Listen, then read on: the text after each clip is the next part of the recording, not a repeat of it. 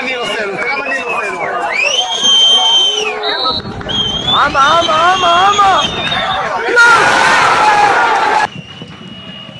הדבר... 5 אליפויות רצופות בין 1959 ל-63, ספרתי נכון?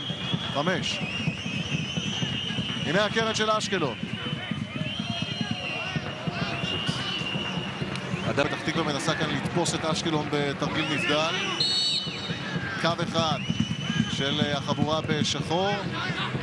הנגיחה של אנחל מריה, כדור מסוכן. שי רביבו. ברגל שמאל ייתן סיבוב קל לכדור הזה החוצה. תופס את ההצטרפות של החבורה הגבוהה יותר. תכף הפועל אשקלון תבצע את החילוף שלה.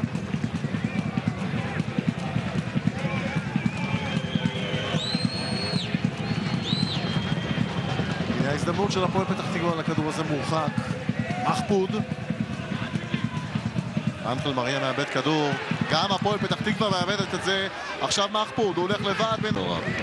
צריך לתת לילד לקבל החלטות ולעשות את הדברים כמו שצריך.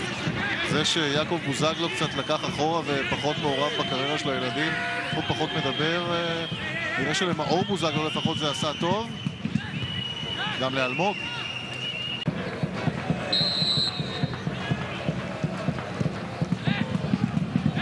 היום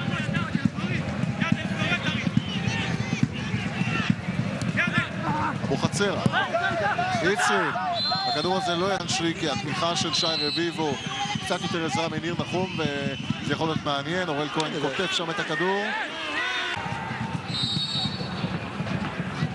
לוקח את מרחק הריצה הזה, הכדור לאבוחצירא, קרן. הפועל פתח תקווה כבר כמה דקות. הנה ההגבהה, זה מסוכן! הנה הגול! כדור נכנס חזק לתוך הרחבה, ויצרין הגיע עם הראש והחליק אותו. כדור חופשי של רביבו. קרן. על הפועל פתח תקווה שהם ספגו את השער הראשון, כמאז הם התחילו לשחק כדורגל כמו שצריך. כדור הקרן.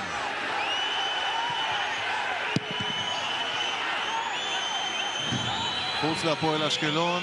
כבר הייתה בתחילת עונה של ג'קי בן זקן ואף אחד לא יודע מה מצבה של אקדמיית הנוער שם. אולי שחקנים הגיעו לכאן. רבע שעה נסיעה.